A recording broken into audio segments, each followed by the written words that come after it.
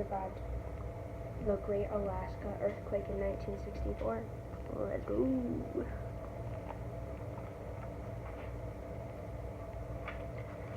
Chapter 1. Friday, March 27, 1964, 5:36 p.m. Vault Valley, Alaska. Comment below if I said that first name right or wrong. I don't know.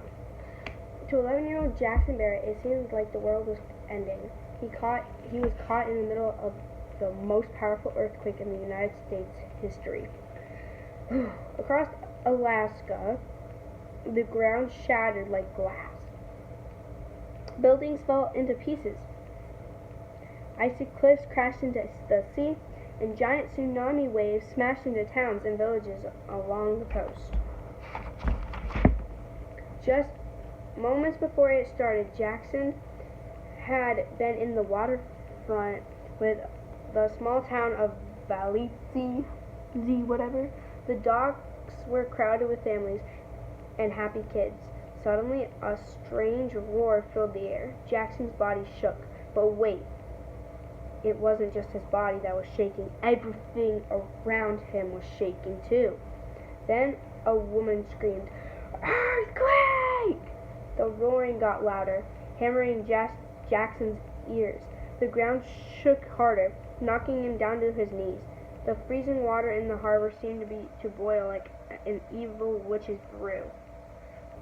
On the streets, cars swerved and spun. Trees and telephone poles swayed. The roaring got louder. The shaking got harder. Louder, harder, louder, harder. Jackson tried to stand up, but it was impossible. The ground seemed to have came alive, rising and falling, twisting and rolling. For Jackson, it was riding on top of a giant squirrel squirming snake. He clawed his way forward to his hands on his hands and knees, inching his way across the shaking ground. He had finally made it out when the street went crack. A massive gash opened in the ground right in front of him. Jackson turned around, but crack! An even bigger gash tore open behind him, and a sinking stench rose from the darkness below. Jackson tried not to think of what could be waiting for him down there. Boiling lava, shooting flames, the sobering mouth of a hungry beast. The ground under him started to crumble apart. Please, no! Jackson screamed, but down he fell, helpless and terrified, into the darkness. That's what was happening. Oh boy. I would not want to do that. I would not want to be there. Chapter 2. 3 weeks earlier. So this is before this happened. Monday, March 9, 1964. 4:30 in the afternoon. 120 miles from Valadzee, deep in the wilderness. I don't think we'll be having fish for dinner tonight, Mom said, flicking a small icicle from her eyelash.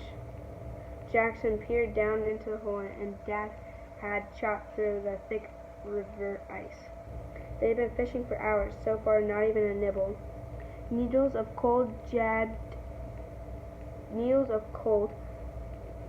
at Jackson's toes. It wasn't too cold today, around 5 degrees, but he still should have worn a third pair of socks.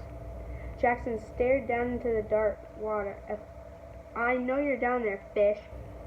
Dad chuckled, and Mom let out one of her famous barking laughs. She sounded like a seal, a very jolly seal, Dad always said. It wasn't that laugh that caught Dad's attention. All those years ago, when he and Mom were in college in Ohio, back then, Dad was already dreaming of living on his own in the Alaskan bush. That's when people called the wild parts of Alaska that were far from roads and towns. Turns out Mom was ready for an adventure too. They came up here after college, found a patch of land near the river, and started building the cabin. What a disaster. Eyeing his parents, Jackson thought of all the horror stories they told him and about their first year in the bush. They ran out of food halfway throughout the winter. They got lost in the forest and nearly froze. Mom ate a poisonous mushroom and puked her guts out for a week. Finally, it was summer, and they practically eaten alive by worms and bloodthirsty Alaskan mosquitoes. We were idiots, like Mom said.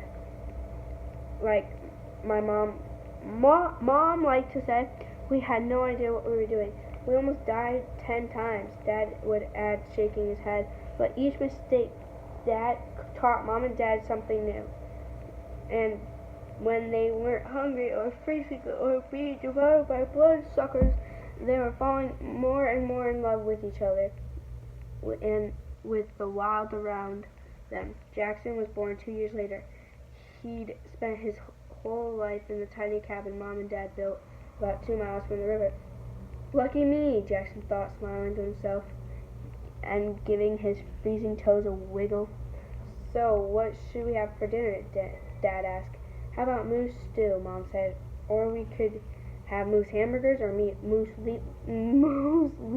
meatloaf, cheese, or moose meatballs. Or moose chili, Jackson asked. Oh, that would hit the spot, said Dad. Moose chili it is, Mom said.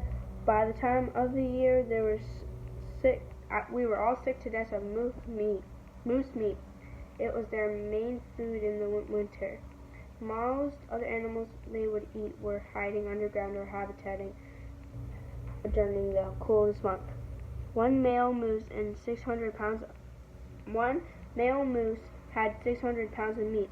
They would hunt one down, butcher the animal, cut up the meat, and preserve it in jars, and they sealed shut in